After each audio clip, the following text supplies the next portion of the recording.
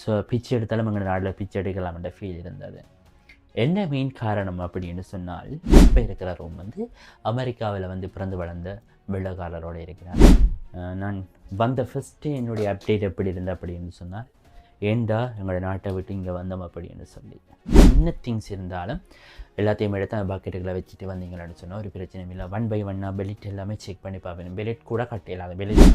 அப்போ நான் முந்தின நாள் பார்த்த ஒரு விஷயம், ஒரு வெள்ளக்கார பிள்ளை, சின்ன பிள்ளை, நான் நினைக்கிறேன் ஒரு 20 வயது வரும்.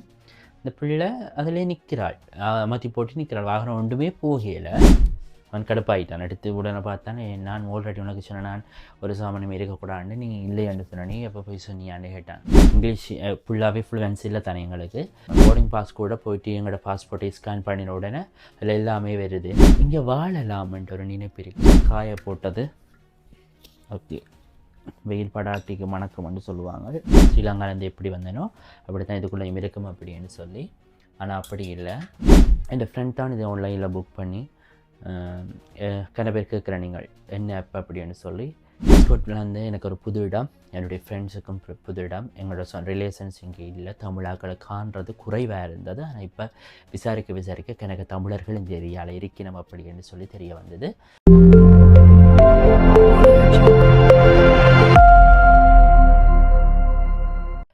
எல்லாருக்குமே சந்தோஷமான வணக்கம். இந்த நாள் எல்லாருக்குமே நல்ல நாளாக இருக்கணும் அப்படின்னு சொல்லி ஆண்டவனை வேண்டிக் கொண்டு, வெளிநாட்டு பயணத்தில் வந்து 2வது வீடியோ பகிர்வு. முதல் வீடியோவில் வந்து நான் ஸ்ரீலங்காவிலிருந்து லண்டன் வரைக்கும் எப்படியான அனுபவ பகிர்வு இருந்தது, பயணத்தினுடைய அனுபவம் எப்படி இருந்துச்சு, நான் வேற மட்டும் என்னத்தை நினைச்சேன், நான் அதுக்கு பிறகு எவ்வாறெல்லாம் என்னுடைய நினைப்பெல்லாம் மாற்றம் பெற்றது அப்படின்னு சொல்லி முதல் காணொலியில் போட்டிருந்தேன். நான் இந்த காணொலியில் என்ன பார்க்க போகிறீங்க அப்படின்னு சொன்னால், நான் லண்டன் சிட்டியிலேருந்து அவுட் ஆஃப் லண்டனுக்கு வந்திருக்கேன். அதாவது ஹீத்ரோ ஏர்போர்ட்டில் இருந்து லண்டனில் வந்து 5 நாள் நின்றுட்டு, அதுக்கு பிறகு 10ஆம் தேதி வந்த நான். இப்போ இந்த 5 நாள் நின்று 15ஆம் தேதி ஹீத்ரோ ஏர்போர்ட்டில் இருந்து ஸ்காட்லாந்துக்கு வந்த நான். கிளாஸ்கோ இன்டர்நேஷ்னல் ஏர்போர்ட்டில் தான் வந்து இறங்கினான். அதனுடைய பயணத்தினுடைய அனுபவ பகிர்வை தான் நான் இதில் சொல்ல இருக்கிறேன். இந்த காணொளி பல பேருக்கு பல விதத்தில், புதுசாக வாராக்களுக்கு, இலங்கையிலேருந்தும் சரி, இந்த நாட்டிலேருந்தும் சரி, வெளிநாட்டுக்கு வாராக்களுக்கு வந்து மிகவும் பிரயோசனமாக இருக்கும். இந்த காணொளி எப்படியானவற்றை சந்தித்தேன், எப்படியான வெயிட்டையெல்லாம் பார்க்கக்கூடிய மாதிரி இருந்துச்சு, அப்படியான காணொலியாகத்தான் இருக்க போது. இன்றைக்கி தான் ஜது பிளாக் யூடியூப்பை பார்க்குறீங்களா அப்படின்னு சொன்னால், மறக்காமல் ஜது பிளாக் யூடியூப்பை சப்ஸ்கிரைப் பண்ணுங்கள். அப்படி அந்த பெல் பட்டனை அமர்த்திட்டு போங்க. நான் வந்து ஹீத்ரோலேருந்து கிளாஸ்கோக்கு ஃப்ளைட்டில் தான் வந்தேன். நான் அதனுடைய பகிர்வு எப்படி இருந்துச்சு, எவ்வாறு பயணிக்க வேண்டியதாக இருந்துச்சு அப்படின்னு சொல்லி இந்த காணொலியில் சொல்ல போகிறேன். இதுக்குள்ள லோக்கல் ஏரியாவில் பயணிக்கிறார்களுக்கு வந்து ஒரு சிம்பிளாக இருக்கும் இந்த காணொளி. என்றாலுமே இதை ஃபஸ்ட் டைம் பார்க்குறாக்கள், இல்லை ஃபஸ்ட் டைம் அனுபவிக்கிறார்களுக்கு வந்து இது கண்டிப்பாக தேவையான ஒரு காணொளி அப்படின்னு நினைக்கிறேன். அதுக்கு முன்னாடி இன்னும் ஒரு விஷயத்தையும் சொல்லிட்டு நான் மற்ற விஷயத்துக்கு வரலாம்னு நினைக்கிறேன். கிளாஸ்கோ ஸ்காட்லாந்து எனக்கு ஒரு புது இடம், என்னுடைய ஃப்ரெண்ட்ஸுக்கும் புது இடம். எங்களோட ரிலேஷன்ஸ் இங்கே இல்லை. தமிழாக்களை காண்றது குறைவாக இருந்தது. ஆனால் இப்போ விசாரிக்க எனக்கு தமிழர்கள் இந்த ஏரியாவில் இருக்கணும் அப்படின்னு சொல்லி தெரிய வந்தது. அது ஒரு சந்தோஷம். கூடவே என் ஃப்ரெண்ட் தான் இதை ஆன்லைனில் புக் பண்ணி கன பேர் கேட்குற நீங்கள் என்ன ஆப் அப்படின்னு சொல்லி. இந்த ஆப்பின் பேர் இதில் போடுறேன், எனக்கு ஞாபகம் வரையில் அதை போடுறேன்னு பாருங்க. அதில் போயிட்டு தான் ரூம் எடுத்த நாங்கள் எடுத்து ஒரு மாதத்துக்கு வந்து 600 பவுண்ட்ஸ் கட்டி நிற்கிறேன். அதுக்கிடையில் தமிழாக்களுடைய கண்டெக்ட் எனக்கு கிடைச்சதால் நான் நாளைக்கு மூவ் பண்ண போகிறேன். அதால் என் ரூமில் இருக்கிற கொண்டு வந்து வச்ச திங்ஸ் எல்லாத்தையுமே பேக்கில் பார்சல் பண்ண போகிறேன். பண்ணி தான் உங்களோட சொல்ல போகிறேன், என்னுடைய அதுக்கு அனுபவ பருவை பற்றி சொல்ல போகிறேன். இப்போ வந்து பார்த்தீங்கன்னு சொன்னால், இது ஹபர்ட் மாதிரி இருக்குது. அப்போ நான் வந்த உடனே இதுக்குள்ளே தான் எல்லாத்தையுமே வச்சேன். நான் கொண்டு வந்து உடுப்புகள் எல்லாமே. அப்போ இது எல்லாத்தையுமே நீ பக்கெட் பண்ணணும். இது காய போட்டது ஓகே, வெயில் படாட்டிக்கு மணக்கம்னு சொல்லுவாங்க.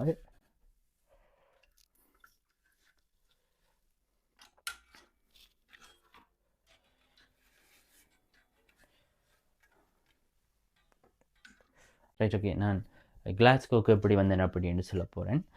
லோக்கல் ஃப்ளைட்டில் தான் வந்தேன். நான் ஏர்போர்ட்டுக்கு போக மாட்டேன், ஹீத்ரோ ஏர்போர்ட்டுக்கு போக மாட்டேன். இமிக்ரேஷனில் செக் பண்ணுவாங்க, அதே போல் பாஸ்போர்ட் எல்லாமே அவங்க எடுத்து பார்த்து செக் பண்ணுவாங்க. அப்படியான விஷயமெல்லாம் நினச்சிட்டு போனேன். நான் ஸ்ரீலங்காலேருந்து எப்படி வந்தேனோ அப்படி தான் இதுக்குள்ளே இருக்கும் அப்படின்னு சொல்லி. ஆனால் அப்படி இல்லை.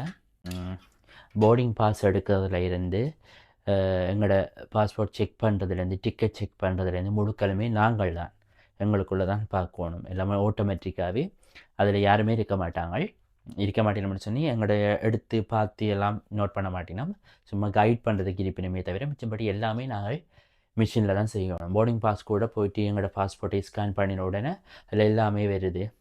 நான் எத்தனை மணிக்கு புக் பண்ணியிருக்கேன் அப்படியான விஷயம் எல்லாமே வந்துருந்துச்சு. கொஞ்சம் கிலோ கொண்டு போகலாம், கிட்டத்தட்ட 27 கிலோ தான் கொண்டு போகலாம். நான் அதை விட கூட தான் கொண்டு போனேன். அதை வச்ச உடனே ஒன்றை மட்டும்தான் லக்கேஜுக்குள்ளே போகும். மற்றது லக்கேஜாக போகணும் அப்படின்னு சொன்னால் அதை கொண்டு போய் மேனுவலாக செக் பண்ணி நம்ம அதுக்குள்ள என்ன சாமான் இருக்குன்னு சொல்லி போட்டு லோக்கல் எண்டபடியாக எனக்கு விட்டு தந்தவியல் நான் கிட்டத்தட்ட 32 கிலோ கிட்ட கொண்டு போனேன். நான் இப்போ விட்டு தந்தவியல் அது நிற்கிற ஆக்களை பொறுத்தும் எனக்கு தெரியாது. அதுக்கு பிறகு போர்டிங் பாஸ் எடுத்த பிறகு பேருந்து நான் லக்கேஜும் போட்ட பிறகு இப்படி செக் பண்ணின பிறகு ஒரு சின்ன ஒரு போர்டிங் பாஸ் இருக்குது தானே அதை கொண்டு தான் போய் ஸ்கேன் பண்ணிக்கல தானாகவே ஓப்பன் டோர் ஆச்சு. அப்படி போயிட்டு நான் இமிக்ரேஷன் தாண்டோணும். அந்த இமிக்ரேஷன் எங்களை ஒன்றுமே செய்ய மாட்டேன். பேக்கில் ஹேண்ட் லக்கேஜையும் கொண்டு போகிற ஃபோன் அதுகள் எல்லாத்தையும் ஸ்கேன் பண்ணுறதுக்காக ஒரு பேக்கெட்டுக்குள்ளே வச்சேன். வச்சுட்டு செக் பண்ணினாங்க. அதுக்கு முன்னுக்கு என்ன ஒரு விஷயம் இன்சிடென்ட் ஒன்று நடந்துச்சுன்னு சொன்னால் ப்ரொனவுன்சியேஷன் டிஃப்ரெண்ட். இங்கிலீஷ் ஃபுல்லாகவே ஃப்ளூவன்ஸ் இல்லை தானே எங்களுக்கு. அவங்களோட ப்ரொனவுன்சியேஷன் சரியான டிஃப்ரெண்ட்டாக இருந்துச்சு. அப்போ நான் ஃபோனை பொக்கெட்டுகளை தான் வச்சு கொண்டு போனேன். வீடியோ எடுக்கிற ஃபோன் தான் பொக்கெட்டுகளை வச்சு கொண்டு போனேன்னா நான் பேக்கில் என்ன நடந்தேன்டா அவன் கேட்டவன் உங்களை ஒரு சாமானம் இல்லை தானே எல்லாத்தையுமே பக்கெட்டுகளை போட்டுட்டான்னு நான் ஓமடிட்டேன். அப்போ எங்களையும் ஸ்கேன் பண்ணுற இடத்துக்கு எடுத்தால போய்க்கல ஒரு சவுண்டுமே அதில் வெறியில. அவன் பேருந்து என்ன பாடி செக்அப் பண்ணினேன். அவன் ஃபுல்லாக செக் பண்ணிக்கல, பொக்கெட்டாக பார்க்கல, பொக்கெட்டுக்கல ஃபோன். அவன் கடுப்பாயிட்டான். எடுத்து உடனே பார்த்தானே நான் ஆல்ரெடி உனக்கு சொன்னேன் நான் ஒரு சாமானம் இருக்கக்கூடாதுன்னு நீ இல்லையான்னு சொன்ன, நீ எப்போ போய் சொன்னியான்னு கேட்டான். நான் என்ன உங்களோட ப்ரொனவுன்சியேஷன் எனக்கு டிஃப்ரெண்ட்டாக இருந்துச்சு, எனக்கு விளங்கியெல்லாம் தானேன்னு சொல்லிவிட்டேன். உடனே அவன் doesn't matter it's okay no ப்ராப்ளம்ஸ்ன்னு சொல்லிவிட்டு இப்போ இந்த அதை கொண்டு போய் கொடுத்துட்டு அது அந்த பேக்கெட்டுகளை திருப்பி வந்துச்சு. அப்படியான மிஸ்டேக்கை விடாதீங்கோ. என்ன சாமான் இருந்து என்ன திங்ஸ் இருந்தாலும் எல்லாத்தையும் எடுத்து அந்த பக்கெட்டுகளை வச்சுட்டு வந்தீங்கன்னு சொன்னால் ஒரு பிரச்சனையும் இல்லை. 1 by 1 பெலிட் எல்லாமே செக் பண்ணி பார்ப்பேன். பெலிட் கூட கட்டையில அது பெலிட் கூட கட்டியிருந்தால் அதை கலட்டி வச்சுட்டு தான் கொண்டு வரணும். அந்த விஷயத்தில் நோட் பண்ணுங்கோ. நான் ஃபஸ்ட் டைம் நான் லைக் உங்களோட இங்கிலீஷ் எனக்கு விளங்கியலை அப்படின்னு சொன்னோன்னே எக்ஸ்கியூஸ் ஓகே நோ ப்ராப்ளம். அதை மேட்ரா நிற்கல நான் பொய் சொல்லிட்டேனோன்னு நினச்சவன். அதுக்கு தான் அவன் கொஞ்சம் காண்டான மாதிரி இருந்துச்சு. இப்போ அதுக்கப்புறம் ஓகே ஆகிட்டான். அதை நோட் பண்ணுங்கோ. சாமான்கள் கொண்டு வரையில கொஞ்சம் பக்குவமாக கொண்டு வந்தீங்கன்னா நல்லா. மற்றபடி ஃப்ளைட் 1 மணி நேரத்தில் travel from Heathrow airport to Glasgow. நல்ல ஒரு அனுபவம் பகிர்வாக இருந்துச்சு எனக்கு. மேலே இப்போ தான் இருக்கிறேன் கிளாஸ்கோவில், GLA கிளாஸ்கோ.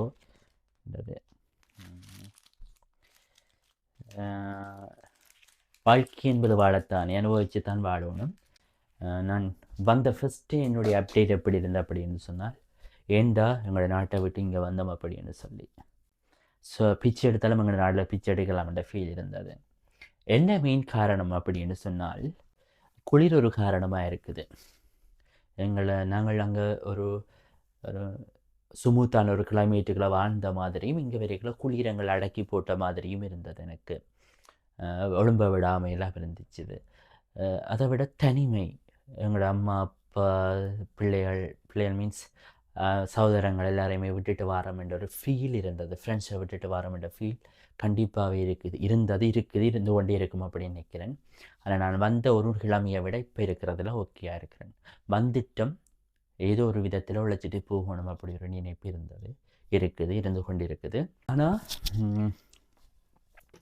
என்னை பொறுத்தளவில் என் ஃப்ரெண்டு ஒரு தினம் நிறுவன்னு சொல்லி ஒரு ஃப்ரெண்டும் அப்டேட் பண்ணியிருந்தவன் டிக்டாக்கில், இங்கே வாழலாம்ன்ற ஒரு நினைப்பு இருக்குது. சுதந்திரமாக வாழலாம், அதே போல் மற்றவர்கள் எங்களை அடக்க முடியாது, அடக்கிற முறையில் வாழ முடியாது, அடக்க முடியாது, அப்படி எல்லாமே லீகலாக நடக்கும்ன்ற ஒரு நினைப்பு இருக்குது இப்போ வரைக்குமே. ஏன்னு சொன்னால் சட்ட கோட்பாடுகளை பார்க்கல.